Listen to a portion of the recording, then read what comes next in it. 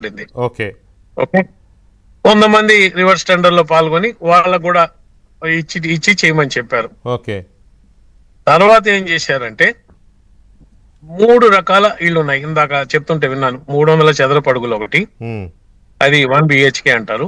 365 చదరపు అడుగులు, ఉమ్, ఆక్రాన 430 చదరపు అడుగులు.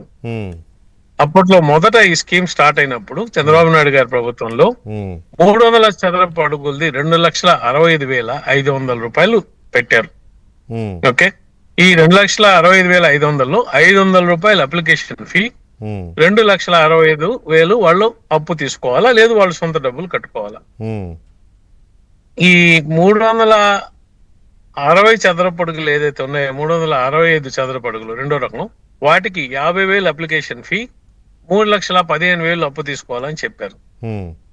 ఆఖరాన 2 బెడ్రూమ్ 430 వాటికి ఏం చేశారంటే 1,00,000 రూపాయల అప్లికేషన్ ఫీ, 3,65,000 అప్పు తీసుకొని చెప్పారు. సరే ఓకే, ఈ అదంతా ఓకే. ఒక నిమిషం సార్, ఇక్కడ ఇంపార్టెంట్, ఈ ప్రభుత్వం వచ్చి ఏం చేసిందంటే అది మీరేం చేయబోతున్నారు అనేది ఇంపార్టెంట్ నాకు. అదే నేను చెప్తున్నా. ఈ ప్రభుత్వం అంటే నేను చెప్పేది 2019 ప్రభుత్వం. ఎందుకు ఈ పరిస్థితి వచ్చింది అర్థం చేసుకోవడానికి ఇది చెప్పనండి. జగన్మోహన్ రెడ్డి ప్రభుత్వం వచ్చి ఈ 300 చదరపు అడుగులు వాటిని రూపాయి చేసి మిగిలినంతా కూడా ప్రభుత్వం ఇస్తుంది అని చెప్పారు. అంటే 2,65,000 ఏదైతే ఒక లబ్ధిదారు ఇయ్యాలో అది కూడా మేము ప్రభుత్వం ఇస్తుంది, మీరు రూపాయి ఇస్తే చాలు అని చెప్పి ఒక జీవో తీసుకొచ్చారు. అలాగే మిగిలిన రెండిటికి 50,000 బదులు 25,000 ఇండి చాలు, 1,00,000 బదులు 50,000 ఇండి చాలు అని చెప్పి జీవోస్ తీసుకొచ్చారు. దీనివల్ల ఏమైందంటే ఒక దాదాపు 4,700 కోట్లు ప్రభుత్వం మీద అదనపు భారం పడింది. ఒక్క రూపాయి చెల్లించలేదు. ఈ అదనపు భారాన్ని డిక్లేర్ చేశారు కానీ కాంట్రాక్టర్స్ కి డబ్బులు ఇవ్వలేదు.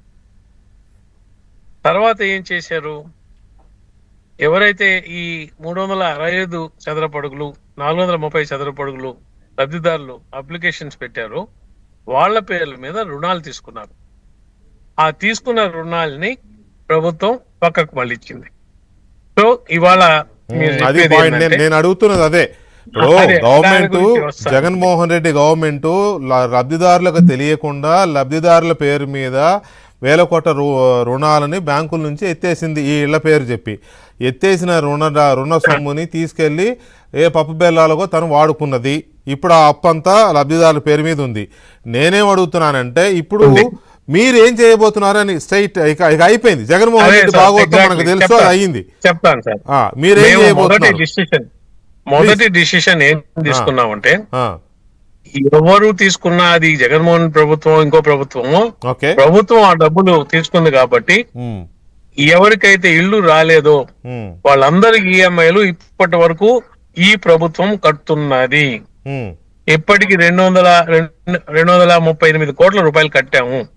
ఎక్కడన్నా అడపాదడపా బ్యాంకులు వాళ్ళు డైరెక్ట్ గా వసూలు చేస్తున్నా మేము చెప్తున్నాము కాదు, ఇది ప్రభుత్వ నిర్ణయము, ప్రభుత్వం కడుతుంది ఈఎంఐలు అంటే ప్రిన్సిపల్ ప్లస్ ఇంట్రెస్ట్ కడుతున్నాం. ఇంట్రెస్టే కాదు. మీరు కడుతున్నామని చెప్తున్నారు కానీ బ్యాంక్స్ లో చాలా చోట్ల లబ్ధిదారు పేరు మీద అప్పు ఉంది కానీ అక్కడ కట్టుతున్నట్టు లేదు. వాళ్ళకి అనదర్ అప్పు ఏదన్నా ఇంకొక అప్పు కావాలంటే వాళ్ళు ఇవ్వడం లేదు. ఇది ఒక పాయింట్, ప్లీజ్ నోట్ అండి. అజయ్ కుమార్ గారు ప్లీజ్ నోట్. నేను చాలా దీని మీద కొంత డీప్ గా వినే చెప్తున్నా నేను. వాళ్ళు ప్రభుత్వం ఎవరికి కడుతోంది ఏంటి అనేది మీకు తెలుసు, కానీ కట్టట్లేదనే విషయమే